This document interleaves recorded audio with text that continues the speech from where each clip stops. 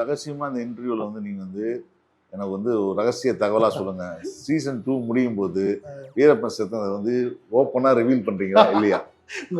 தம்ப்நெயில கேட்குறீங்களா? Thumbnail time கேட்குறீங்களா? ஆனால் என்னன்னா நம்ம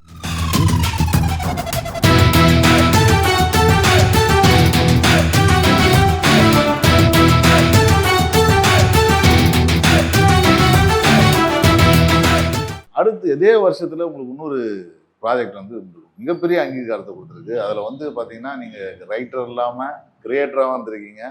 பிகைண்ட் த ஸ்கிரீன்ஸில் வந்து நிறைய வேலை செஞ்சுருக்கீங்க. பூசை முனுசாமி வீரப்பன் சீரீஸ், இந்த சீரீஸை பற்றி நம்ம வந்து எப்படி எங்கேருந்து உங்கள் ஐடியா ஆரம்பிச்சது? ஏன்னா நம்மளே கிட்டத்தட்ட பல வருஷத்துக்கு முன்னாடி பேசியிருக்கோம் அந்த ப்ராஜெக்டை. எப்படி அந்த ஐடியாவாக டாக்கு சீரீஸாக மாறிச்சு?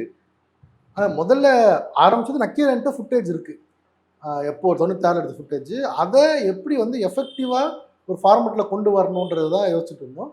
அப்போ நிறைய அவங்க சீரீஸ் பண்ணலான்னு தான் பேசணும் இல்லையா? ஆமாம், சீரீஸ் அந்த நார்கோஸ் டைப்பில் பண்ணலாம் அப்படின்ற மாதிரிலாம் பேசிகிட்டு இருந்துச்சு.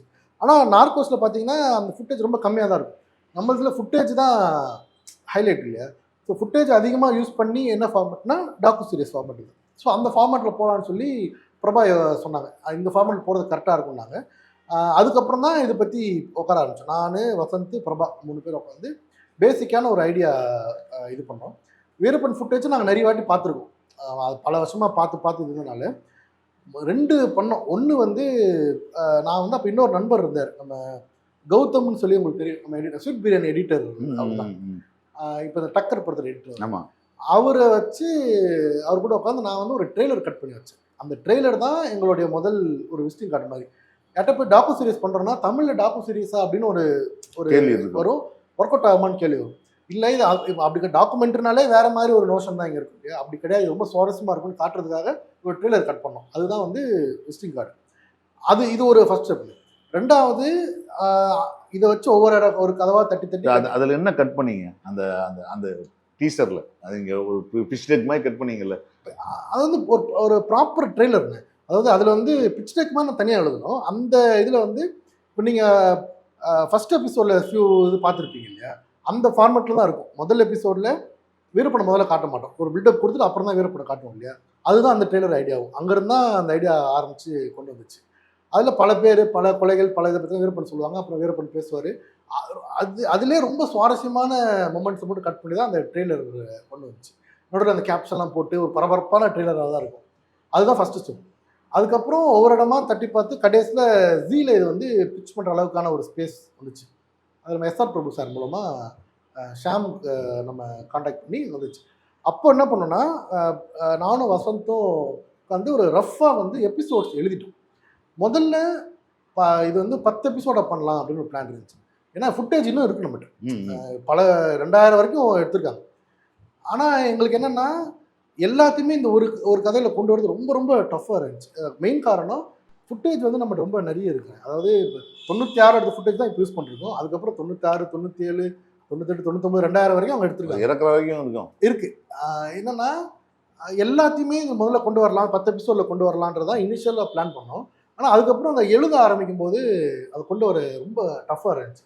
அதுக்கு மெயின் காரணம் என்னன்னா, எங்கள் இன்டென்ஷன் வந்து இப்போ இந்த சீரிஸை ஏன் எல்லாரும் முதல்ல ஏன் உள்ளே பார்க்க வராங்கன்னா வீரப்பன் பேசுகிறாரு, அதுதான் அடையாளம், அதுதான் யூஎஸ்பி. நாங்கள் என்ன யோசிச்சோன்னா அதுக்கு தான் உள்ளே வராங்க. ஆனால் முடிச்சுட்டு வெளியே போகும்போது வீரப்பன் பேசினார் அப்படின்றத மட்டும் இந்த சீரிஸ் சுருங்கிடக்கூடாது, அது இல்லாமல் பல லேயர் இதில் கொண்டு வரணும்னு யோசிச்சு தான் அப்போனா ஒரு சீசன் முதல்ல பண்ணலாம், அது 6 எபிசோடு தான் பண்ணலாம், இல்லை 96 அவர் பேசுனதை மட்டும் வச்சு இந்த சீசன் பண்ணலான்றது முடிவு பண்ணி எபிசோட்ஸ் வந்து நாங்கள் ரஃபாக எழுதிட்டோம். 6 எபிசோட்லையும் இந்த கண்டென்ட்லாம் பேச போகுது அப்படின்றத ரஃபாக எழுதி முடிச்சுட்டு தான் ஜீல போய் நம்ம அப்ரோச் பண்ணோம். இன்னும் நீங்கள் சீரியஸ் பார்த்து நிறைய பேர் பார்த்துருக்கனால இன்னும் டீட்டெயிலாக சொல்லலாம். அதில் 3ஆவது எபிசோடில் ஒரு இது வரும், அந்த வீரப்பன் பொண்ணு பேசுவாங்க, கட் பண்ணால் அந்த சுகுமாரோடைய சுஜா பேசுவாங்க. இந்த மேட்ரு வந்து நாங்கள் அப்போ எழுதிட்டோம். எப்போ ஜீல நாங்கள் பிச் பண்ணுறதுக்கு முன்னாடியே நாங்கள் இந்த விஷயம் எழுதிட்டோம். ஆனால் அப்போ சுஜான்ற பேர் தெரியாது. நான் முதல்ல எப்படி எழுதுச்சுன்னா, இங்கே வீரப்பன் பொண்ணு பேசுகிறாங்க, கட் பண்ணால் அங்கே வந்து வீரப்பனால் கொல்லப்பட்ட ஒரு தவறே செய்யாத கீழ்நிலை அதிகாரியோட மகள் பேசுகிறாங்க அப்படின்னு எழுதியாச்சு. அப்படி நான் எழுதிட்டு கண்டிப்பாக இருக்கணும்னு ஒரு விஷயம் இருக்குது, எழுதியாச்சு. அதாவது ஒரு ஸ்ட்ரக்சராக இப்படி வரணுன்றதை எழுதியாச்சு. அப்புறம் நானும் வசந்த உட்காந்து அதுக்கான கொஸ்டின்ஸ் எழுதி கொஸ்டின்ஸையும் உள்ளே கொண்டு வந்துட்டேன். இப்படி தான் இதோட முதல்ல ப்ராசஸ் உருவாச்சு. இந்த ப்ராசஸ் கொண்டு போய் தான் பிச் பண்ணி அது ஒரு வருஷம் போச்சு. அதுக்கப்புறம் ஓகே ஆன அப்புறம் தான் எல்லா சீஃப் டெக்னீஷியன்ஸ் உள்ளே கூட்டு வந்தோம் நாங்கள். சரத் வந்தார், டேரக்டர், எடிட்டர் வந்தார், எல்லாருமே உள்ளே வந்தோம். ஸோ பேசிக்காக பிச் பண்ணுறதுக்கு முன்னாடியே அங்கே ட்ரெய்லர் இருந்துச்சு.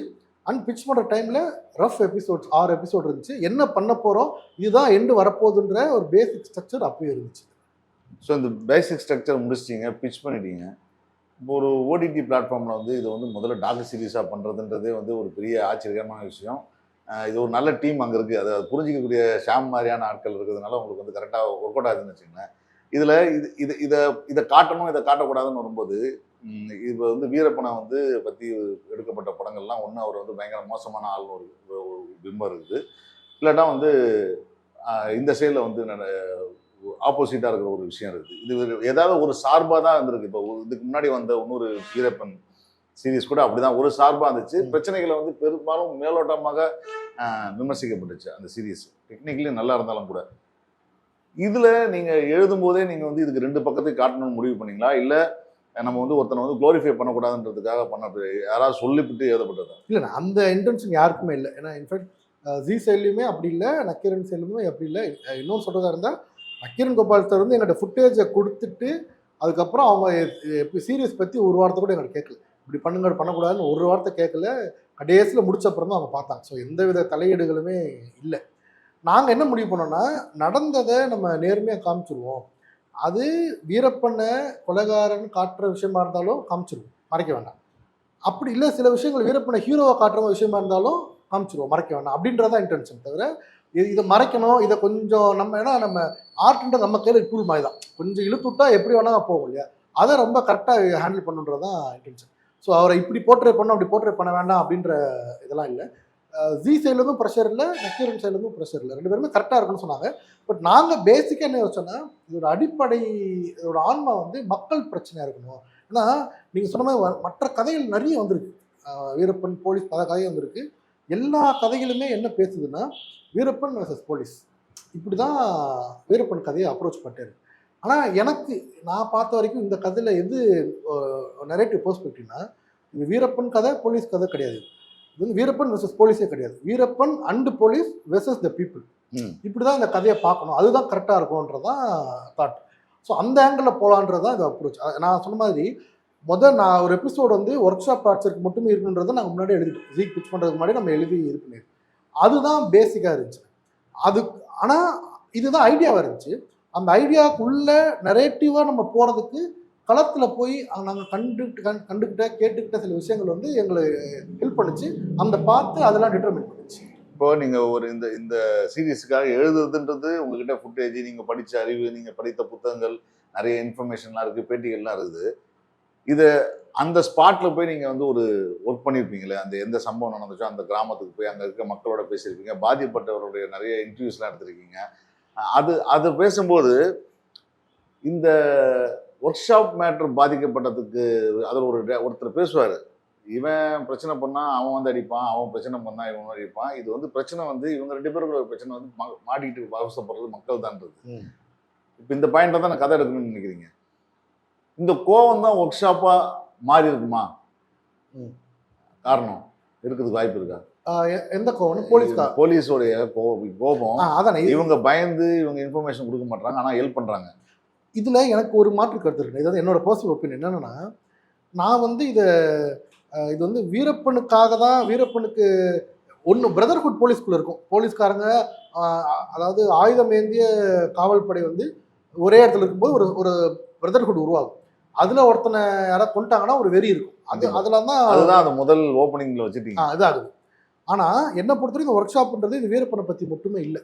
ஏன்னா வீரப்பன் பற்றி பார்க்காத ஆட்கள்கிட்ட கூட நீ பொய் சாட்சி சொல்லுன்னு சொல்லி ப்ரெஷர் பண்ணுறாங்க. அப்போ அவங்களுக்கு அதை தேவைப்படுறது வீரப்பனை பற்றி இன்ஃபர்மேஷன் கிடையாது. ஏன்னா அவனுக்கு தெரியாதுன்னு அவங்களுக்கும் தெரியும். பொய்யா சாட்சி சொல்லுன்னு ஏன் சொல்கிறாங்கன்னா அப்போது இன்டென்ஷன் அது கிடையாது. இன்னொன்று இதை நான் பார்க்குறது வந்து எப்படின்னா, அவங்கெல்லாம் வாய்ஸ்லெஸ் பீப்புள், ஒன்றுமே பண்ண முடியாது. அவங்க இப்போ இத்தனை பேர் கொண்டுட்டாங்க அப்படின்றது வெளியே கொண்டு வரதுக்கே பல வருஷம் ஆச்சு. ஸோ எதுவுமே சொல்ல முடியாத பேச முடியாத மக்கள் கையில் கிடச்சா ஒரு ரூமில் இருந்தால் என்ன வேணால் பண்ணிக்கலாம், அதிகாரம் இருந்தால் ஒரு அதிகாரம் மனிதனோட குரூரம் என்னெல்லாம் வேலை பார்க்குன்றது தான் அந்த ஒர்க் ஷாப் நடந்துச்சே தவிர அதை வீரப்பனை தேடுறதுக்கு இன்ஃபர்மேஷன் வாங்குறதுக்கு அப்படின்றதெல்லாம் நான் நம்பவே இல்லை. ஆனால் அப்படி இருந்தால் அந்த பொய் சாட்சி சொல்ல சொல்லி துன்படுத்திட மாட்டாங்கல்ல. இல்லை, அது அது அவங்களுக்கு கிடைக்கிற ப்ரெஷராக இருக்கும். இப்போ பல வருஷமாக அதுதான் நான் சொல்ல வருது என்னென்னா, பல வருஷமாக இவங்க வந்து ஒரு கோடிக்கணக்கான காசு செலவு பண்ணி தேடிட்டு இருக்கிறதா ஒரு விஷயம் நடந்துட்டு இருக்குது. அதற்கான பதில் அங்கேருந்து கிடைக்க வேண்டியது. இந்த சைட்லேருந்து வீரப்பன் வந்து லெட்டர் கொடுக்கறது, கேசட் கொடுக்குறதுன்னு சொல்லிட்டு வாரம் படம் ரிலீஸ்மே ஒன்று பண்ணிகிட்டே இருக்கிறாரு. ஸோ 2வது சைடில் இருக்கிற ப்ரெஷர் வந்து இவங்க மேண்டல் வரும்போது இவங்களதுல ஒரு ஆள் வந்து காலியாக. இது நான் ப்ரெஷராக பார்க்காம இவங்க வந்து எப்பவுமே நீங்கள் பார்த்தீங்கன்னா அந்த டைமில் வீரப்பனுக்கும் போலீஸ்க்குமான ஒரு போர் போயிட்டு இருந்துச்சுன்ற அந்த ஒரு கேமை வந்து எப்பவுமே அலைவா வச்சுக்க முயற்சி தான் போயிட்டே இருந்துச்சு. அது வந்து இப்போ அரசியல் ரீதியாக பண்ண விஷயம். ஆமாம், அரசியல் ரீதியா அதிகார ரீதியா எல்லா ஆட்சிகளும் இப்போ வீரப்பனும் இத்தனை பேரை கொண்டிருக்காரு அப்படின்னா பதிலுக்கு போலீஸ் இத்தனை பேரை கொண்டுருச்சு அப்படின்னு ஒரு கணக்கு. 4 பேர் அந்த போட்டி வந்து நெக் டு நெக் போகுது அப்படின்றத காட்ட நினைச்சாங்க.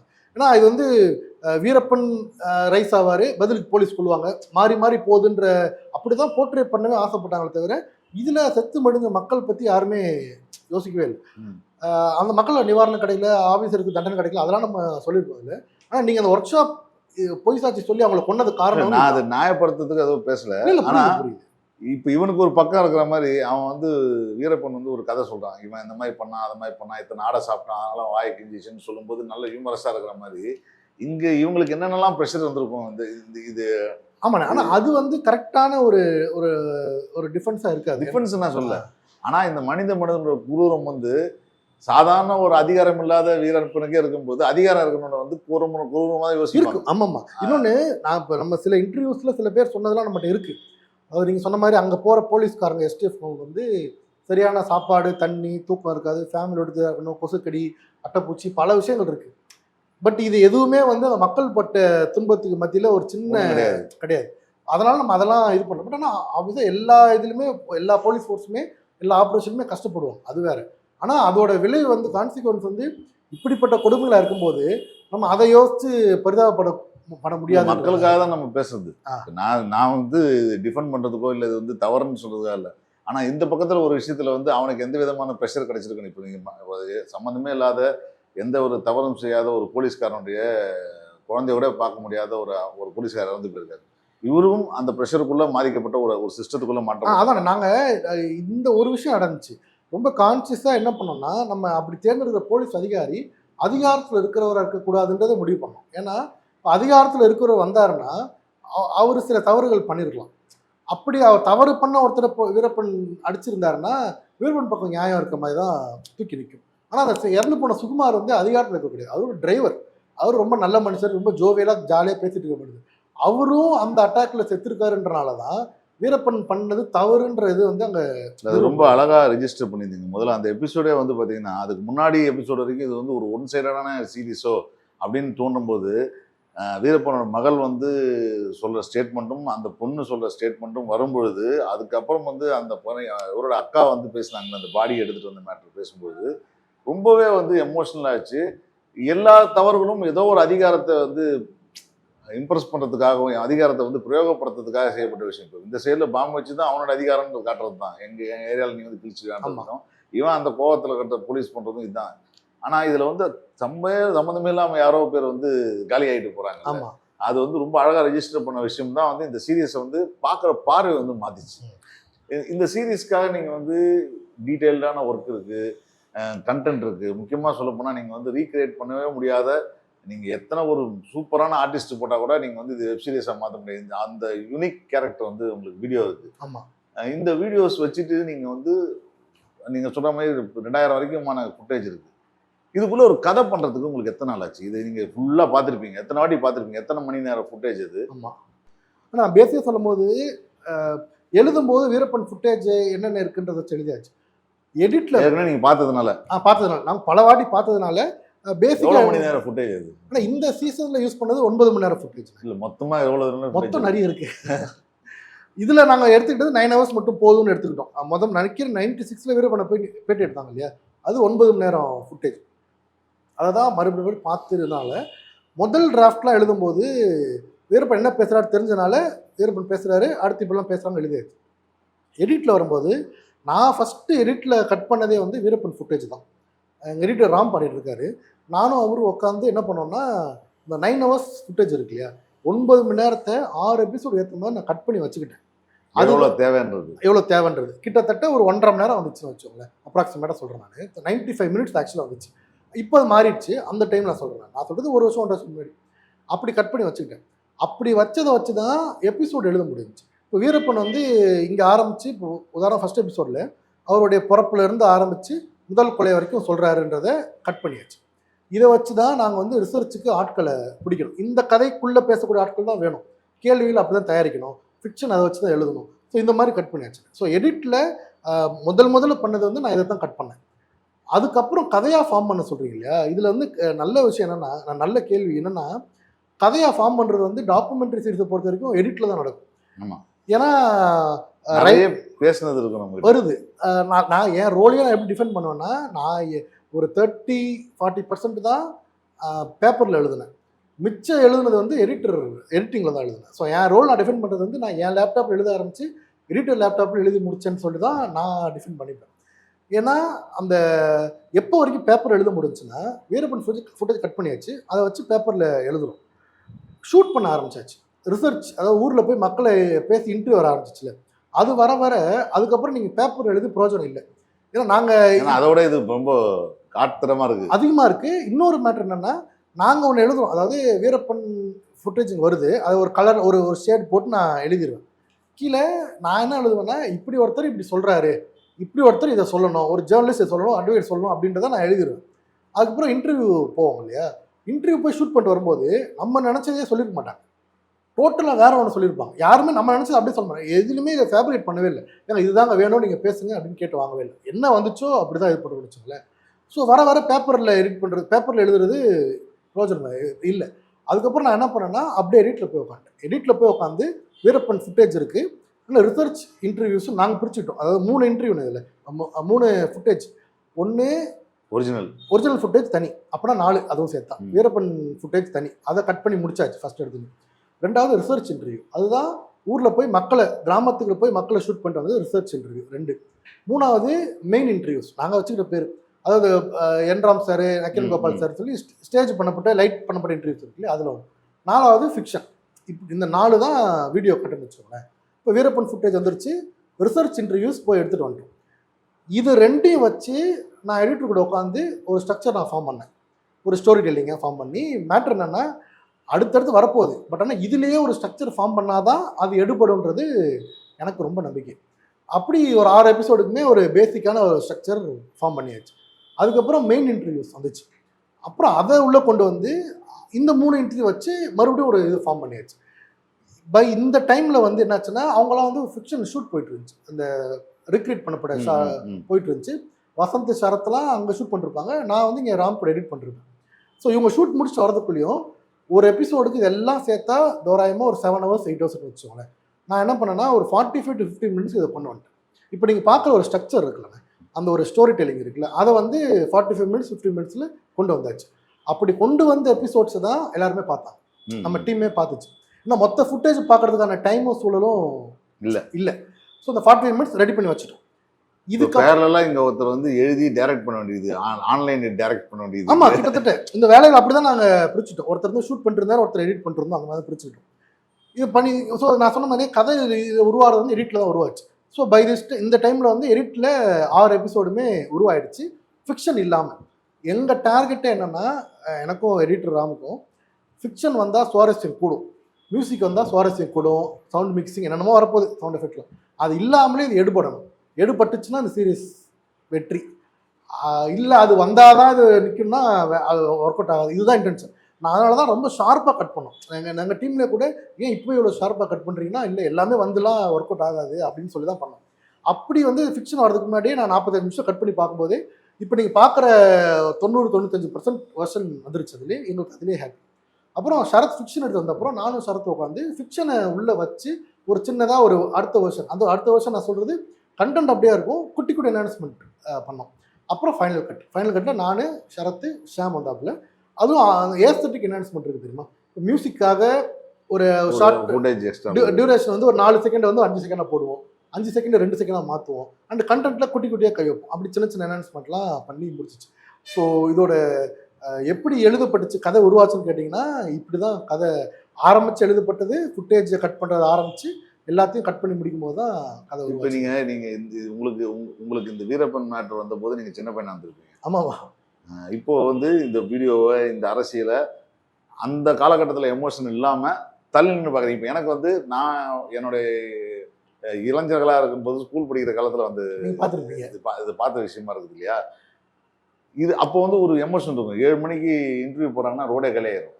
ஹவுஸ்ஃபுல் காட்சிகள் மாதிரி ஆமா. ரோடே வெறிச்சொலிக்கும். ஆமா. சன் நியூஸில் காட்டுறாங்கன்னு சொன்னா அப்படிப்பட்ட ஒரு விஷயம் வாரம் வந்து கொஞ்சம் அறிவு வளர ஆரம்பிக்கும் போது என்ன ஆகுதுன்னு, வயசாகுது, அறிவாக இருக்கும்போது என்ன ஆகுதுன்னா, இந்த அரசியல்வாதிகள்லாம் சேர்ந்துக்கிட்டு அவங்களால முக்கியமான அரசாங்கத்தில் ஏதோ பிரச்சனை எதிர்ப்பு கிடைக்குதுன்னா உடனே வீரப்பன் வந்து ஒரு லெட்டர் ஒன்று சொல்லி அனுப்ப சொல்லுவாங்க போல இருக்குது.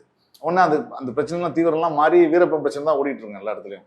எல்லாராலையும் போகக்கூடிய ஒரு இடத்துல இருக்கக்கூடிய ஒரு ஆளை வந்து போலீஸ்காரங்க போக முடியலன்றதுன்றது ஒரு பெரிய கேள்வியாகவும் கேள்வி கூத்தாகவும் யோசிச்ச காலம்லாம் இருக்குது. இப்போ நீங்கள் இது எல்லாத்தையும் மொத்தமாக பார்க்குறீங்க. இப்போ நான் வந்து அந்தந்த காலகட்டத்தில் இருக்கிற எமோஷன் பார்க்குறேன். இப்போ மொத்தமாக பார்க்கும்போது இதுக்கு பின்னாடி அரசியல் மிக முக்கியமான வேலை நடந்திருக்கு நம்புறீங்களா? ஆமா, நான் ரொம்ப ஸ்ட்ராங்காக பிடிச்சதுலேருந்து பிடிக்காததுலேருந்து எல்லாமே. அவர் மரணம் வரைக்கும் அரசியலோட இது இல்லாமல் இல்லை. இது அவரே சொல்கிற மாதிரி அவருடைய முதல் கொலை இருக்குல்ல, முதல் கொலை வந்து அவர் ஒரு கிரிமினலாக பெருசாக ஃபார்ம் ஆகாதப்போ நடந்த கொலைக்கு பின்னாடியே அரசியல் இருக்குது. இந்த ராஜ்கவுடா நாகப்பா மேட்டர்லாம் வரும். அதில் ஆரம்பித்த அரசியல் தான் அவர் வந்து துரத்திக்கிட்டே இருந்துச்சு. அது வந்து 96 எலெக்ஷனில் நேரடியாக தேர்தல் அரசியல் உள்ள வந்துச்சு. இப்போ நம்ம அரசியல் சொல்கிறதுக்கு பல அர்த்தங்கள் இருக்கு இல்லையா? தேர்தல் அரசியலே 96 உள்ள வந்துச்சு. அதுக்கப்புறம் அவர் கடத்தல் சரண்டர் ஆகிற மாதிரி உங்களுக்கு தெரியுமே, சூழல் கணிஞ்சு வரும்போதெல்லாம் சில அறிக்கைகள் தானே உடச்சிச்சு. அதுக்கு பின்னாடி அரசியல் இருக்குது.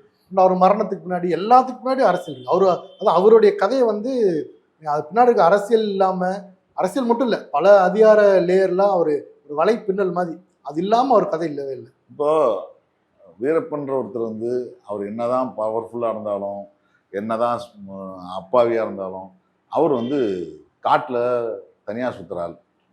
அவருக்கு இந்த லக்ஸரியோ இந்த பணமோ எதுவும் தேவையில்லை. ஏன் இன்னி வரைக்கும் எந்த ஒரு டிவி சீரியஸ்லையும் டாக்குமெண்ட்ரிலையும் இதனால் அனுபவிச்சவங்க இருக்காங்கல்ல, அவங்கள எக்ஸ்பிரஸே ஆக மாட்டாங்க.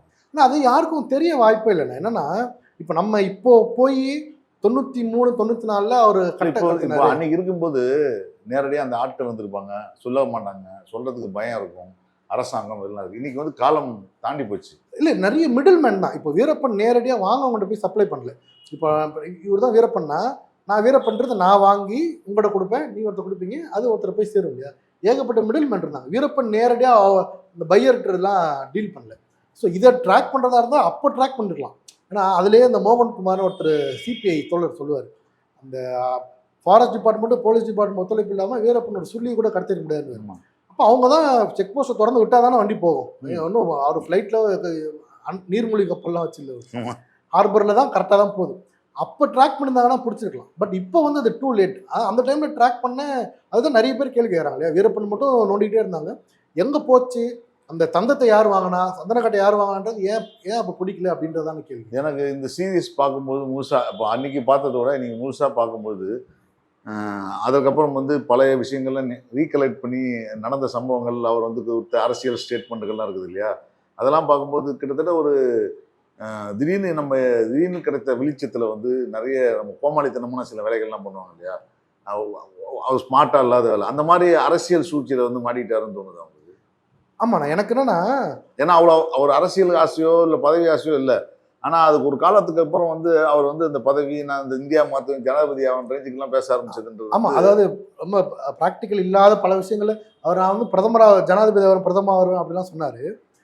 அது எனக்கு எதனாலன்னு தெரியல. பட் ஆனால் இல்லை, நீங்கள் இப்போ நீங்கள் இதுக்கான எழுதுறதுக்காக பேசியிருப்பீங்க, பழகிருப்பீங்க, நிறைய பேர்கிட்ட இன்ஃபர்மேஷன் கேட்கும்போது அன்றைக்கு பேசின அபத்தங்கள் ஞாபகம் வச்சிருக்குன்னு இருப்பாங்க. ஆமாம்மா, அது மாதிரி உங்களுக்கு ஏதாவது நீங்கள் காட்டாட்டா கூட இதில் வந்து ஏதாவது உங்களுக்கு கிடைச்சிதான்னு கேட்குறேன். இல்லை, என்னன்னா நீங்கள் கேட்குற எல்லாமே கிட்டத்தட்ட அடுத்த சீசனுக்கான ரகசியம். ஏன்னா அவர் மெயினாக அதெல்லாம் பேசுறது எப்படின்னா, நக்கீரன் கோபால் சார் வந்து உள்ளே போவாங்க, அவர் சரண்டர் பேச்சுவார்த்தை. அப்போ தான் பல கோரிக்கைகளை வச்சார். அவரை பற்றி படம் எடுக்கணும் அப்படின்ற கோரிக்கையெல்லாம் அதில் பூலான் தேவிக்கு பண்ண மாதிரி புதுமணிப்புல பல விஷயங்கள் வந்துச்சு. அதெல்லாம் அடுத்தடுத்ததுல தான் இருக்கு. ஏன் வந்து இதில் ஒரு முக்கியமான தருணத்தில் வந்து இந்த சீரீஸை நிறுத்துறீங்க? ஒரு ராஜ்குமார் கடத்தல்ன்றது வந்து வீரப்பனுடைய கதைகளை வந்து மிகப்பெரிய உச்சம். அதில் வந்து பல விதமான அரசியல் நடந்துச்சு. இந்த சைடில் ஸ்டேட் கவர்மெண்ட், அந்த சைடு ஸ்டேட் கவர்மெண்ட், இங்கே நடிகர் ரஜினிகாந்த், இப்படி எல்லாமே வந்து அதில் வந்து ஒரு பெரிய இதுவாச்சு. ஒரு ஹை பாயிண்ட்ல நிறுத்திட்டா என்ன காரணம் அது? அது கூட முடிச்சுட்டு கூட வச்சிருக்கலாம், கடத்துற வரைக்கும் கூட வச்சிருக்கலாமே. ஏன் நிப்பாட்டிட்டோம்? நீங்க ஒரு ஹை பாயிண்ட்ல நிப்பாட்டுறீங்களே, அது காரணம் அதுதான். ஏன்னா ஹை பாயிண்ட் நிப்பாட்டினா தான் அடுத்ததுக்கான ஒரு ஹூக் கிடைக்குன்றதான். இன்னொன்று, ராஜ்குமார் நடந்தது வந்து 2000. இப்போ நம்ம கதை முடிஞ்சது 96ல் முடிஞ்சிருச்சு. இன்னும் வந்து அதான் சொன்னேன், நக்கீரன் கோபால் சார் சரண்டருக்கு போய் பேசுனது இருக்கு. 9 ஃபாரஸ்ட் ஒர்க்கர்ஸை கடத்தினார் கர்நாடகாவில். அதுக்கு இவங்க போய் 9 பேர் மீட்டு கூட்டு வந்தாங்க. அதெல்லாம் இருக்கு. நம்ம அதெல்லாம் தொடாம ராஜ்குமார் கடத்தது ஜம்ப் ஆயிட முடியாது இல்லையா? கிட்டத்தட்ட பார்டர்ல வந்துருச்சு. அதான் கேட்டேன். இல்ல 9 பேருக்கு அதெல்லாம் ட்ரெய்லர் மாதிரி தானே காட்டுறோம். நீங்க பாத்தீங்கன்னா வீரப்பன் வந்து சொல்லி முடிப்பார். அதாவது பொது மன்னிப்பு கேட்டேன், நடக்கல அப்படின்னுவாரு. நக்கீரன் கோபால் சார் அதுக்கப்புறம் வந்து மன்னிப்பு கொடுத்தா எல்லாமே நடந்திருக்கும், ஒருத்தரோட ஈகோனால எல்லாமே மாறி போயிடுச்சுனாங்க இல்லையா? அதோட இந்த சீசன் முடிஞ்சிருச்சு. அதுக்கப்புறம் ட்ரெய்லர் மாதிரி தான் இருக்கும். நீங்கள் பார்த்தீங்கன்னா அவர் லுக்கு மியூசிக்காகவே 97, 2000 ட்ரெய்லர் தான் காமிச்சிருந்தாரு. ஒரு கிளிஃப் ஹேங்கர் மாதிரி தான் காமிச்சிருப்பாரு. மக்கள் பிரச்சனை தான் பேசணும்னு சொல்லி முடிவு பண்ணிட்டீங்கன்னா, வீரப்பன் பற்றி மட்டுமே பேசக்கூடாது, இது மக்கள் பாயிண்ட் ஆஃப் வியூவில் தான் பேசணும்னு சொல்லி முடிவு பண்ணிட்டீங்க. ஸோ இதற்கான கிரவுண்ட் ஒர்க்லாம் பண்ணியிருக்கீங்க. இது எங்கேருந்து அது ரைட்டிங்காக நீங்கள் எழுதிட்டீங்க, இந்த மாதிரி தான் வரணும், என் கதை இப்படி தான் நடக்கணும், என் ஹீரோ இப்படி தான் பண்ணுன்ற மாதிரி ஒரு கதை எழுதுகிற மாதிரி தான் அது. ஏன்னா இது வந்து நீங்கள் முடிவு பண்ணுறது. ஆனால் அங்கே போகும்போது அதற்கான எப்படி ஆட்களை தெரிவு செஞ்சீங்க, என்ன மாதிரியான உங்களுக்கு ஃபீட்பேக் கிடைச்சிது, அது எப்படி உங்களோட இதை மாற்றிச்சா இல்லை மாற்றாமல் இன்னும் ஸ்ட்ராங் ஆச்சா? ஆனால் பயங்கரமாக மாற்றிச்சுண்ணா. என்னென்னா இதில் வந்து வீரப்பண்ண வீடியோ மட்டும் நம்ம பார்த்தோன்னு வச்சுக்கோங்களேன், யாராக இருந்தாலும் நான் மறுபடியும் சொல்லுவேன், 9 hours வீரப்பன் பேசுகிற பார்த்துட்டிங்கன்னா நீங்கள் வீரப்பன் சைடு வந்துடுவீங்க. அவர் வந்து உங்களுக்கு ஹீரோவாக ராபின் கூட தெரிய ஆரம்பிச்சிருவார். ஸோ நம்ம வந்து அவ்வளோ கிட்டையும் அவர் வச்சுக்கூடாது. எனக்கு 2 விதமான அனுபவம் கிடச்சிச்சு. அவர் அப்படிலாம் பார்த்துட்டு அந்த ஃபுட்டேஜ் பார்த்துட்டு போனால் அதில் டிஎஃப்ஓ சீனிவாஸ் வந்து வில்லன் வீரப்பன் சொல்கிற கதையில். ஆமாம். நீங்கள் ஊருக்கு போய் பார்த்தீங்கன்னா சீனிவாஸ்க்கு செலவு வைக்கிறாங்க. அதாவது வீரப்பன் பிறந்த கிராமத்தில் வீரப்பனுடைய கிராம மக்கள் சீனிவாஸ் கட்டி கொடுத்த கோயிலில் சீனிவாஸ்க்கு ஒரு செலவு வச்சு, சாமி மாதிரி செலவு வச்சு கொண்டாடுறாங்க. சில செஞ்சு கொடுத்தது யாருன்னா ஃபாரஸ்ட் டிபார்ட்மெண்ட், செய்ய சொன்னது யாருன்னா செய்ய சொல்லி கேட்டது யாருன்னா கிராம மக்கள். எனக்கு இந்த முரண் வந்து என்னடா இது, ஊரே வந்து திட்டின ஒரு ஆளு வேற மாதிரி இருக்கு. அங்கே போய் பார்த்தா சீனிவாச கடவுளாக சொல்கிறாங்க. ஸோ நீங்கள் அங்கே போய் பார்த்தா அந்த அந்த போஸ்ட் பண்ணி இப்படி ஷிஃப்ட் ஆகுது. ஸோ நீங்கள் இப்படியும் போகக்கூடாது, அப்படியும் போகக்கூடாது. ஸோ நாங்கள் என்ன பண்ணோம்னா ஒரு பருந்து பார்வை மாதிரி கொஞ்சம் விலகி இருந்து தான் இந்த கதையை அப்ரோச் பண்ணுன்றது கிரவுண்டுக்கு போனோடனே தெரிஞ்சுக்கிட்ட முதல் ஒரு லேர்னிங். இன்னொன்று, அந்த எப்படி ரைட்டிங்கை மாற்றிச்சு அப்படின்னா, முதல்ல இன்டர்வியூ எடுக்க போகிறேங்க. ஃபஸ்ட்டு டே அதான் இன்டர்வியூ எடுக்க போகிறோம். நானும் வசந்தும் தான் மாறி நாங்கள் இன்டர்வியூ எடுத்தோம். கேள்விகள் குரல்லாம் கேட்டுட்டு இருந்துச்சு. ஆமாம் கேள்வி. மொதல் இன்டர்வியூ வந்து நான் தான் எடுத்தேன். அந்த நல்லம்மாள் பொன்னரசின்னு சொல்லி பாதிக்கப்பட்ட 2 வயதான பெண்கள் எடுத்தேன். அவங்க எடுக்கும் போதெல்லாம் எனக்கு அப்படியே கண்ணில் தண்ணி நிற்கும், பயங்கரமாக இருக்கும். அதில் அந்த பொன்னரசியோட பையன் பேசுகிறாரு. அவருக்கு சின்ன வயசு ஷாக் வச்சுருக்காங்க. அதாவது 12 வயசு, 7 வயசு, 3 வயசு, 3 பசங்க. அவங்களுக்கு 3 பேர் ஒர்க் ஷாப் போட்டு போய் ஷாக் வச்சுருக்காங்க. 3 வயசு குழந்தைக்கு ஷாக் வச்சுருக்காங்க. இது சொல்லும் போதெல்லாம் நம்ம தொண்டை கட்டும். அப்படி சொல்கிறாரு. இது டே 1. டே 2ல் தான் சீனிவாசுக்கு செலவு வச்சு கொண்டாடுறாங்க. நேற்று அப்படி சொன்ன மனசு இங்கே வந்து சீனிவாஸ் சிலைக்கு பூ தூவி அந்த ஃபங்க்ஷனுக்கு பந்தல் கட்டுறாரு, சேர் எடுத்து போடுறாரு, வர ஃபாரஸ்ட் அதே ஆள் டீ கொடுக்குறாரு. எனக்கு இந்த முரணை புரிஞ்சுக்கிறது இருக்குல்ல, எப்படிடா? ஏன்னா நேற்று தான் கேள்வி கேட்டோம், போலீஸ்காரனை மறுபடியும் பார்த்தா நீங்கள் ஏதாச்சும் உங்களுக்கு பிரச்சனைனா போலீஸில் போகிறீங்கன்னா நான் ஏன் போகிறோம், அவங்க இப்படி பண்ணால் நாங்கள் இப்படி போயிடுவோம் அப்படின்றாங்க. அந்த அளவுக்கு இன்னும் பயம் இருக்குது. ஆனால் அந்த அவர் வந்து அவங்க வார்டு மெம்பர் மாதிரி இருக்காரு. ஆனால் இங்கே எல்லாமே இவர் தான் பண்ணுறாரு. ஸோ என்ன தோணுச்சுன்னா, இப்போ அந்த மக்களுக்கு வேறு போக்கிடம் இல்லை. முந்தியாச்சும் நல்லதோ கெட்டதோ போய் பேசுறதுக்கு வீரப்பன் மாதிரி ஒரு ஃபிகர் இருந்தார். இப்போ இல்லை. எதுவாக இருந்தாலும் அவங்க யாரை டிபெண்ட் பண்ணியிருக்கோம்னா ஃபாரஸ்ட் டிபார்ட்மெண்ட் தான் டிபெண்ட் பண்ணியிருக்கணும். ஸோ அதிகாரம் இல்லாத இந்த மாதிரியான வாய்ஸ்லெஸ் பீப்புள் வந்து அதிகார வர்க்கத்தை பகச்சிக்க மாட்டாங்க. அது அவங்க வந்து இப்போ வேற மாதிரி ஆட்கள் லாபி பண்ணுற மாதிரி அதை பார்க்க முடியாது. அவங்களுக்கு வேறு வழி இல்லை. அண்டிதான் சர்வைவல், வேறு வழி இல்லை. அப்போ அந்த காரணத்தினால தான் ஃபாரஸ்ட் டிபார்ட்மெண்ட் என்ன வேணும்னு கேட்கும்போது நீங்கள் சிலை செஞ்சு கொடுங்கன்னு அவங்க கேட்டிருப்பாங்களோ அப்படின்னு தோணுச்சு. இது பல விஷயத்தை நம்மளுக்கு உடச்சி விட்டுச்சு. இதுதான் அங்கேயும் ஒரு அதிகார விஷயம் தான் இருக்கு. அங்கே அதிகாரத்தை நிலைநாட்டுறதுக்கான ஒரு முயற்சிகள் இருக்கு. இந்த மக்களுக்கு வேற இது இல்லை. ஸோ நாங்கள் மக்கள் பிரச்சனை பேசணுன்றது முதலே முடிவு பண்ணியாச்சு. நாங்கள் வந்து ஜீல பிச் பண்ணும்போது இப்போ சரத்தோ ராமோ எங்கள் மற்ற டீமோ உள்ளே வர்றதுக்கு முன்னாடியே இது பண்ணியாச்சு. ஆனால் இந்த கிரவுண்டுக்கு போனதுக்கப்புறம் அந்த ரைட்டிங்கில் எப்படி மாறுச்சு அப்படின்னா, நீங்கள் கவனிச்சு பார்த்தீங்கன்னா தெரியும், முதல் எபிசோட் ஃபுல்லாக அந்த கொலை வந்து ஒரு பர்சனல் கொலை, பர்சனலாக அம்மா காரணம் இருக்கும். 2வது எபிசோடில் டிஎஃப்ஓ சீனிவாஸ் கொலைக்கு ஒரு பர்சனல் காரணம் இருக்குது, தங்கச்சி விஷயம்லாம் இருக்குது. தேர்ட் எபிசோட்ல ஷக்கீல் அகமது ஹரிகிருஷ்ணா கொலைக்கு ஒரு பர்சனல் காரணம் இருக்கும். கோபாலகிருஷ்ணன் கொலை மட்டும் அந்த அட்டாக் மட்டும்தான் நேரடியாக பர்சனல் காரணம் இல்லை. மக்களை அவர் துன்புறுத்துறாரு, மக்களை முறையிடுறாங்க, இவர் அடிக்கிறாரு இருக்கும் இல்லையா, அந்த பாலார் பிளாஸ்ட் வரும் 2.25 எபிசோடில் அது வரும். நீங்கள் அந்த 2.25 எபிசோடு வரைக்கும் பார்த்தீங்கன்னா வீரப்பன் பண்ண குற்றங்கள் அட்டாக்ஸ் குற்றங்கள் தான் வந்துக்கிட்டே இருக்கும். அந்த பாலார் பிளாஸ்டுக்கு அப்புறம் தான் பாதிக்கப்பட்ட சுகுமாருடைய மகள், மனைவி, அவங்க அக்காலாம் பேச ஆரம்பிப்பாங்க. அங்கேருந்து தான் சீரீஸ் வந்து பாதிக்கப்பட்ட மக்களை நோக்கி திரும்பும். இந்த நெரேட்டிவ் அப்படியே மெதுவாக அங்கே திரும்பும். அங்கே திரும்புமா 4th எபிசோடில் பார்த்தீங்கன்னா முழுக்க முழுக்க மக்கள் தான் அவங்க பிரச்சனை தான் பேசுது. 5வது எபிசோட்லேயும் மக்கள் பற்றி தான் பேசுது. இன்ஃபார்மர்ஸ் பேரில் மக்கள் வந்து போலீஸாலையும் பாதிக்கப்பட்டிருப்பாங்க, வீரப்பாலையும் கொல்லப்பட்டிருப்பாங்க. ஸோ மக்கள் பிரச்சனை பேசும். 6வது எபிசோடுமே மக்கள் பிரச்சனை பேசும். அது எப்படின்னா, இப்படி ஒரு கிரிமினல் உருவானாப்புல, இதனால உருவானார், இவ்வளோ கொலைகள் பண்ணார், இதனால மக்கள் பாதிக்கப்பட்டாங்க, இப்படிலாம் பாதிக்கப்பட்டாங்க. இந்த கொடுமையில முற்றுப்புள்ளி வைக்கிறதுக்கு சரண்டர் தான் ஒரே வழியில் ஒரு முயற்சி நடந்துச்சு. அதுவும் முட்டுக்கட்டை போடப்பட்டுச்சு அப்படின்றதோட தான் முடியும்.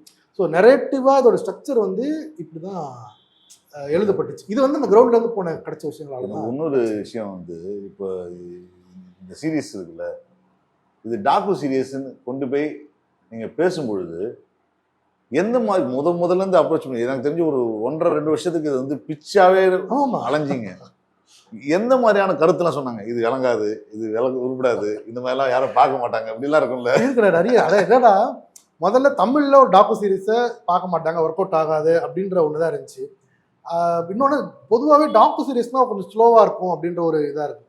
வீரப்பன் கதை இருக்குன்னா அதை நீங்கள் ஃபிக்ஷனாக பண்ணலாமே, ஃபிக்ஷனாக பண்ண நிறைய பேர் பார்ப்பாங்க, அதுக்கான ஆஃபர்லாம் வந்துச்சு. ஸோ இந்த ஒரு தயக்கம் இருந்துச்சு, டாக்கு சீரீஸ் தமிழ் ஹிட் ஆகுமா.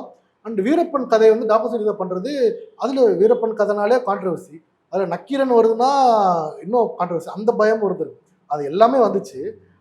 அதான், பட் அதெல்லாம் தாண்டி தான் அதான் நீங்கள் சொன்ன மாதிரி இப்போ ஷாம் மாதிரி ஆட்கள் இருந்தாங்க, ஜீலையும் புரிஞ்சுக்கிட்டாங்க பல விஷயங்கள், அதனால தான் இது சாத்தியப்பட்டிருக்கு. நான் பல பேருக்கு நன்றி சொல்லுவேன். என்னென்னா, ஆப்வியஸாக எங்கள் டீமுக்கு ஃபுல்லாக நன்றி சொல்லுவோம். நானே பிரபா வசந்த்லாம் இருந்திருக்கோம். அதுக்கப்புறம் இப்போ சரத் கொஞ்சம் லேட்டராக வந்தார். லேட்டராக வந்து எங்களோட கனவை புரிஞ்சுட்டாரு. புரிஞ்சு அவர் ஆல் த்ரூ ட்ராவல் பண்ணார்.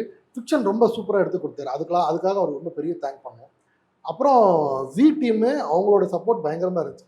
இது வந்து பேலன்ஸ்டாக இருக்கணுன்றதுல அவங்களும் ரொம்ப உறுதியாக இருந்தாங்க. அவங்களும் ப்ரோ வெறுப்புனா போயிடக்கூடாது, இப்படி போயிடக்கூடாது அப்படின்றதாங்க. பட் எதுவுமே எங்கள் மேலே கண்டென்ட்டாக அவங்க திணிக்கல. இதை காமிங்க, இதை காமிக்கக்கூடாது, எதுவுமே எல்லாமே கிரியேட்டிவ் சாய்ஸ் தான் இருந்துச்சே தவிர எந்த ஒரு ப்ரெஷருமே அவங்க சைடில் வரல. ஸோ இந்த ப்ராஜெக்டோட வீரியத்தை புரிஞ்சு அவங்க எடுத்து இவ்வளோ தூரம் கொண்டு வந்ததுக்கு அவங்களோட சப்போர்ட் ரொம்ப காரணம். இந்த சீரீஸில் வந்து ஒரு கிரியேட்டரா, ஸோ ரைட்டர் வேலை வேறு, கிரியேட்டர் வேலைன்றது வந்து நிறைய பேருக்கு தெரியாது நம்ம ஊரை பொறுத்த வரைக்கும். ஓகே, கிரியேட்டராக என்ன பண்ணுவீங்க? ஆனால் இதில் நான் வந்து 2 இதாக பார்க்குறேன். என்னென்னா, நான் முன்னாடி சொன்ன மாதிரி தான், இந்த சீரீஸ் வந்து நாங்கள் ஆரம்பிக்கும் போதே இது இப்படி வரணும், இதில் என்னென்ன இருக்கணுன்றது தெளிவாக முடிவு பண்ணிட்டோம். அதுக்கேற்ற மாதிரி ஆட்களை தான் சூஸ் பண்ணி அவங்ககிட்ட இருந்து இப்படி வேணும்னு சொல்லி நமக்கு என்ன வேணுமோ அதை தான் அவங்ககிட்ட இருந்து வாங்கியிருக்கோம். இதுதான் ஒரு கிரியேட்டர் பண்ணக்கூடிய வேலை. உங்களுக்கு தெரியும் இல்லையா? என்னென்னா, இப்போ 6 எபிசோடு இருக்குது, ஒரு சீசன் 6 எபிசோடு, அதில் இந்தந்த விஷயங்கள்லாம் வரப்போகுது, மக்கள் பிரச்சனை பேச போகுது அப்படின்னு முடிவு பண்ணியாச்சு. அண்டு வீரப்பனுடைய முகத்தை ஃபிக்ஷனில் காமிக்கூடாதுன்றது முன்னாடி முடிவு பண்ணியாச்சு. இதெல்லாம் ஆல்ரெடி டிசைடட், ஆல்ரெடி நம்ம கிரியேட்டர்ஸாகவே முடிவு பண்ணிட்டோம். இதுக்கு தேர்ந்த ஆட்களை நம்ம தகுந்த ஆட்கள் கூப்பிட்றோம். இப்போ சரத்தை நம்ம எடுக்கிறோம், உள்ள எடிட்டர் எடுக்கிறோம், ஒவ்வொருத்தரையும் எடுத்து எங்களுக்கு இதுதான் வேணும் அப்படின்றத அவங்க கூட உட்காந்து நம்ம சேர்ந்து உருவாக்குறோம். அதுதான் கிரியேட்டர்ஸாக இதில் வேலை. ஏன்னா இந்த ப்ராஜெக்ட் வந்து உருவாக உருமாறுச்சு. அது ஆப்வியஸாக எல்லாத்துலேயும் இருக்கும், டாக்கு சீரியஸாக கண்டிப்பாக இருக்கும். ஆனால் பேசிக் ஐடியா இருக்குல்ல, அந்த ஐடியா எங்களுக்கு வந்து ரொம்ப முன்னாடியே ஸ்ட்ராங்காக இருந்துச்சு. இன்ஃபேக்ட் நான் வந்து எப்போ அந்த ரிசர்ச் இன்டர்வியூ முடிச்சு மெயின் இன்டர்வியூ வரும்போது நான் அந்த படத்தை பார்த்துட்டேன். நான் எடிட்டில் இருக்கும்போது நமக்கு என்னதான் இருந்தால் உண்மை தெரிஞ்சிடும், இது கிளிக் ஆக போதா இல்லையான்றது நமக்கு தெரிஞ்சிடும். நம்ம சும்மா சொல்லிக்கலாம் தவிர மெயின் இன்டர்வியூஸ் வந்துட்டு இருக்கும்போது நான் இந்த ஃபுல் ஃபைனல் படத்தை நான் பார்த்துட்டேன். ஏன்னா ஃபிக்ஷன் நம்ம எழுதியிருக்கோம், எல்லாமே எழுதியிருக்கோம், எது எங்கே பிளேஸ் ஆக போகுது நமக்கு தெரியுது, எல்லாமே தெரியுது. ஆனால் நான் அப்போவே பிரபாட்ட சொன்னேன், இது வந்து ஒரு ஒண்டர்ஃபுல் சீரிஸ் வரும், it is going to be blast அப்படின்னு சொன்னேன். அப்போ நான் எழுதின எல்லா பதிலுமே இட் வில் பி பிளாஸ்ட் தான் போட்டிருந்தேன். ஸோ அந்த ஒரு ஃபோர்ஸி பண்ண முடிஞ்சிச்சு.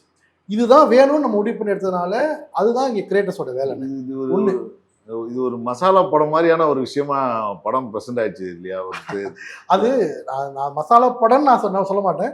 சுவாரஸ்யம் கஷ்டம் தாங்க. கஷ்டம் தான், நான் அது குறைச்சலாம் சொல்லலை. நான் குறைவாலாம் சொல்ல. மசாலா படம்ன்றது வந்து நான் வந்து ப்ரெஷ் ஷோவில் வந்து இந்த படத்தை முதல் எபிசோடு பார்த்தபோது ஒரு தியேட்டரில் கைத்தட்டும் கொண்டாட்டமாக இருந்துச்சு. அது வந்து ப்ரெஷ் ஷோவில் நடக்காத விஷயம். ஆமாம்மா, அவங்க வந்து எக்ஸ்பிரஸ் பண்ணவே மாட்டாங்க. அவ்வளோ கொண்டாட்டமாக சிரிச்சு கொண்டாட்டமாக இருந்துச்சு அந்த சீரீஸ் பார்க்கும்போது. அது அது எங்களுக்கு அதெல்லாம் ரொம்ப சந்தோஷம். இன்னொன்று, நீங்கள் கிரியேட்டராக நான் முன்னாடியே சொன்னது தான், நாங்கள் பண்ண வேலைகள் வந்து நான் கிரியேட்டராக பண்ண வேலை வந்து எடிட் பார்த்துட்டு அது அந்த கதையை உருவாக்குனது இருக்குல்ல, அது ஒரு காரணம். அதோட தொடர்பு பண்ணி தான் இப்போ நீங்கள் கைத்தட்டு வந்துச்சுன்றீங்க இல்லையா, அது வந்து எடிட்லேயே முடிவு பண்ண ஒரு இன்டென்ஷன் என்னென்னா, எனக்கு இருந்த சேலஞ்ச் என்னென்னா, இதை வந்து நம்ம ப்ரெசென்ட் பண்ண போகிற ஆடியன்ஸ் வந்து லோக்கல் ஆடியன்ஸ், அதாவது இந்த ஜானருக்கு பழக்கப்படாத ஆடியன்ஸ். அவங்களுக்கு இதை இவங்க போய் பார்க்கணுன்னா எங்கேஜிங்காக இருக்கும், இல்லைனா கையில் ரிமோட் இருக்குது ஆஃப் பண்ணிட்டு போயிட்டே இருக்கும். ஸோ எடிட்டில் அந்த ஸ்டோரி டெல்லிங் வந்து சுவாரஸ்யமாக இருக்கும், அது ஃபஸ்ட்டு. ரெண்டாவது, இது ஓடிடியில் வரதுனால உலகம் ஃபுல்லாக இருக்கும் பார்ப்பான். அவன் இந்த ஜானருக்கு பயங்கரமாக பழக்கப்பட்டான். அவன் அவார்டு வினிங் டாக்குமெண்ட்ரிஸ்லாம் பார்த்துருக்கான். அவனுக்கு கண்டென்ட் டெப்த்தாக இல்லைன்னா சும்மா நீங்கள் கிம்மிக்ஸ் வச்சு ஏமாற்ற முடியாது, அவன் பாஸ் பண்ணி போயிடுவான். ஸோ இந்த பேலன்ஸ் வந்து எடிட்டில் இருக்கணும். ஸ்டோரி டெல்லிங் ஸ்ட்ராங்காக இருக்கணும், கண்டென்ட் டெப்த்தாக இருக்கணும். இதுதான் எடிட் பண்ணும்போது எனக்கு இருந்த சேலஞ்சும் அதுதான், இன்டென்ஷனும் அதுதான். அது இப்போ நீங்கள் சொல்கிறீங்க இல்லையா கைத்தட்டலாம் வந்துச்சுன்னு சொல்லி, இது கைத்தட்டில் வந்துச்சுன்றாங்க. சில பேர் கிரைம் த்ரில்லராக பண்ணுவாங்க, பரபரன்னு போகுது. அந்த 3வது எபிசோட்லாம் நிறைய எமோஷனலாக இப்போ ஓடிடியில் பார்த்துட்டு என்கிட்ட பேசினவங்கலாம் வந்து ஒரு 3வது எபிசோடு வந்து ரொம்ப எமோஷனல் ஆனாங்க. 2 பக்கம் பேசுகிற விஷயம் வந்து ரொம்ப எமோஷனல் ஆனாங்க. அது வந்து ஒரு மிகப்பெரிய சக்ஸஸ். இது ஒரு ரைட்டிங்காகவும் இந்த பேக் அண்ட் ஒர்க் இருக்கு இல்லையா, அந்த ஒர்க்குக்கான சக்ஸஸ் அது. ஒரு இப்போ நடிகர்களை நடிக்க வச்சு எழுதுறதுன்றது வந்து ஒரு டைரக்டரும் ரைட்டரும் எழுதிடலாம். ஆனால் இந்த ஒர்க்கு வந்து உங்ககிட்ட இருக்கிற கண்டென்ட்டை ரீக்ரியேட் பண்ணவே முடியாது. கண்டிப்பாக. இன்னைக்கு வீரப்பன் வந்து பண்ண மாதிரி ஹைப்பர் ஆக்டிவாக இங்கேயும் அங்கேயும் சுட்டு கட்டு நடிக்கிற மாதிரி யாரை வச்சு நடித்தாலும் அது வந்து நடிப்பு தான், நிற்காது. நடிப்பு தான். இப்போ இந்த காரணத்தினால தான் வீரப்பன் மூஞ்சியை காட்டக்கூடாது நாங்கள் முதல்ல டிசைட் பண்ணிட்டோம். நாங்கள் டிசைட் பண்ணோம் எதனாலனா, நேரடியாக வீரப்பன் வராரு, அவரை மாதிரி என்னதான் உருவொற்றுமையிலும் அவர் மாதிரியாக ஒருத்தர் கொண்டு வந்தாலுமே இவர் ஃபேஸ் அங்கே வந்துருச்சுன்னா இன்னொரு ஃபேஸ் நிற்காது. இன்னும் சொல்கிறதா இருந்தால் காமெடியாக போகிறது கூட வாய்ப்பு இருக்குது. அதனால தான் அதை அவாய்ட் பண்ணோம்.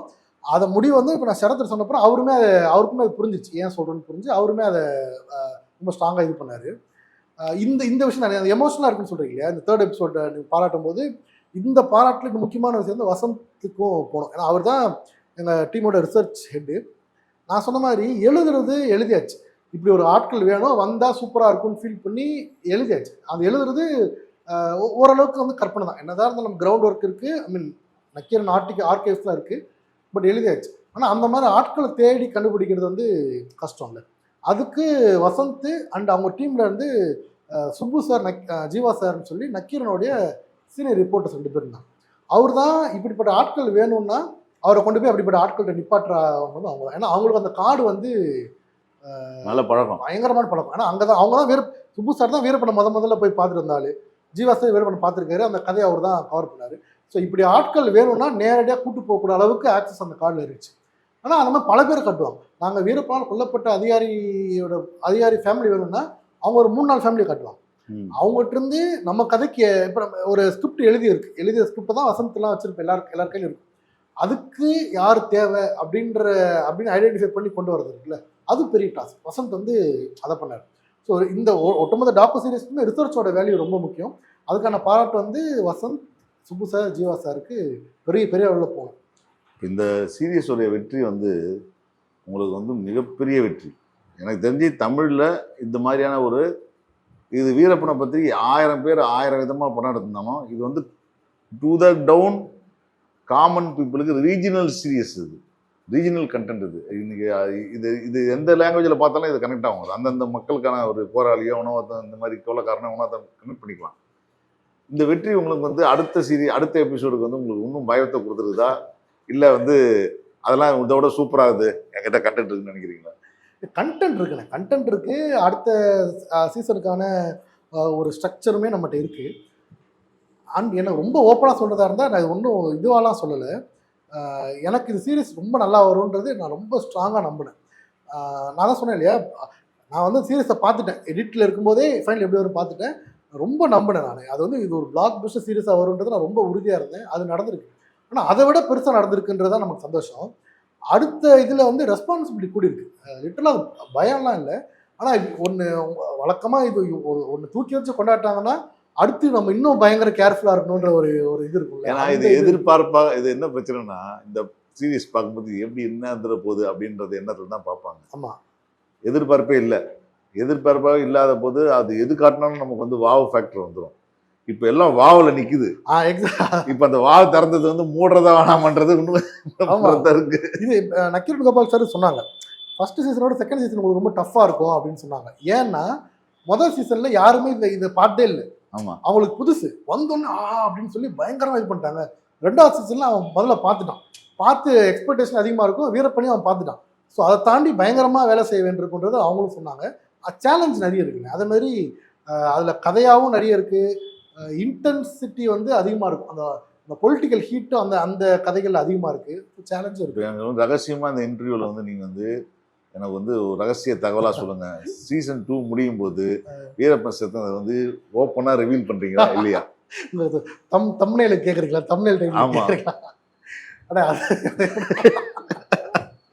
ஆனால் என்னன்னா, நம்ம வீரப்பன் இந்த சீரியஸ் பார்த்தவங்களுக்கு தெரியும், இது வீரப்பனுடைய எல்லா டைமென்ஷனையும் கவர் பண்ணிட்டு தான் வரும். எதுவுமே நம்ம மிஸ் பண்ணல. ரொம்ப மைனர் தகவல்கள் தான் மிஸ் பண்ணுறது தவிர மேஜரான எல்லா லைஃப் கிராஃபையும் கவர் பண்ணிட்டு வரும். அவர் மரணன்றது தவிர்க்கவே முடியாத ஒரு மொமெண்ட் அது. ஸோ நம்ம தொட்டா அதெல்லாம் தொடாமலாம் இருக்க மாட்டோம். சொல்றீங்க? அடுத்ததுல கண்டிப்பாக தொடுவோம். ஓகே, அது வரைக்கும் ரகசியமான தகவலை சொல்லிட்டீங்க. அது தொட்டா நீங்க எந்த மாதிரியான ஸ்டாண்ட்ல நிற்பீங்கன்றது தான் ரொம்ப ஆர்வமா இருக்கேன் நான். எந்த ஸ்டாண்ட்ல வந்து இந்த கதையை முடிக்க போறீங்க அப்படின்றது. ஏன்னா இந்த சீரீஸ்ல வந்து இந்த சீசன்ல தப்பிச்சது வந்து இந்த ரெண்டுத்துக்கும் நடுவுல ஒரு ட்ராக் ஒன்று வண்டியை ஓடிட்டீங்க. அது அடுத்த சீசன்ல வந்து நீங்க எப்படி முடிக்கிறீன்றது ரொம்ப ஆர்வமா இருக்கிறேன். எனக்கு ரொம்ப சந்தோஷமா இருக்கு உங்களுடைய வெற்றி. ஸோ இதுக்கு அடுத்த என்னென்ன பண்ணிட்டு இருக்கீங்க? இப்போ ஏகப்பட்ட பேர் உங்களை வந்து அப்ரோச் பண்ணியிருப்பாங்க, எதனா பண்ணா எது பண்ணான்னு பேசுறதுக்கு. ஸோ எந்த மாதிரியான முயற்சிகள் அடுத்து போயிட்டு இருக்குது? ஆனால் பர்சனலாக எனக்கு அடுத்த ஸ்டெப் வந்து படம் தான். நான் உங்களுக்கு உதாரணமாக எனக்கு டைரக்ஷன் படம் பண்ணுறது தான் கனவு. நம்ம இந்த ப்ராஜெக்டில் எல்லாமே பண்ணியாச்சு. பட் ஸ்டில் ஒரு future film, fictional future film பண்ணணுன்றது தான் எனக்கு ஆசை. ஸோ அதுக்கான முயற்சிகள் போயிட்டுருக்கு, அதுக்கான எல்லா விஷயங்களும் போயிட்டு தான் இருக்குது. ஸோ விரைவில் பார்க்குறேன். அந்த கதையை நீங்கள் படிச்சிருக்கீங்க, அதுக்கும் உங்களுக்கு தேங்க்ஸ் கார்டு கண்டிப்பாக. எனக்கு நீங்கள் சொன்ன போது தான் ஞாபகம் இருந்துச்சு. ஆமாம், இல்லை ஏன்னா எல்லாமே நீங்கள் படிச்சிருக்கீங்க, அதுல ஞாபகம் இருந்துச்சு. அப்புறம் தான் யோசிச்சு பார்த்தா ஆமா எல்லாத்துலயுமே தேங்க்ஸ் கார்டு. எல்லா ஷார்ட் ஃபிலிம்ஸ்லயும் வந்து என் பேர் தேங்க்ஸ் கார்டு. அது எனக்கு இப்போதான் ஸ்ட்ரைக் ஆச்சு. அது படத்துலயும் வரும். ரொம்ப சந்தோஷம். ஸோ இந்த டைம் ஸ்பெண்ட் பண்ணி இங்கே வந்து இன்டர்வியூ கொடுத்ததுக்கு எனக்கு வந்து ரொம்ப சந்தோஷமான விஷயம் என்னென்னா, பிகைண்ட் த ஸ்க்ரீனில் இந்த மாதிரியான விஷயங்கள் ஒர்க் பண்ணுறது வந்து ஒரு சினிமா வந்து நாங்கள் எப்படி எடிட் பண்ணோம் அப்படி பண்ணோன்றது வந்து எப்படி ஒரு சிஜி ஒர்க் பண்ணுற மாதிரியோ அது மாதிரி கிடையாது. இது வந்து ரொம்ப டீரியஸான ஒர்க்கு. இதை ரொம்ப சிறப்பாக கொண்டு வந்திருக்கீங்க. அதுக்கு பின்னாடி வந்து ரொம்ப ஒரு யங் டீம் ஒர்க் பண்ணியிருக்கீங்க. ரொம்ப சிறப்பாக வந்திருக்குது. வாழ்த்துக்கள். உங்களுடைய ஃபியூச்சருக்கும் மிகப்பெரிய வாழ்த்துக்கள். நன்றி. நன்றி.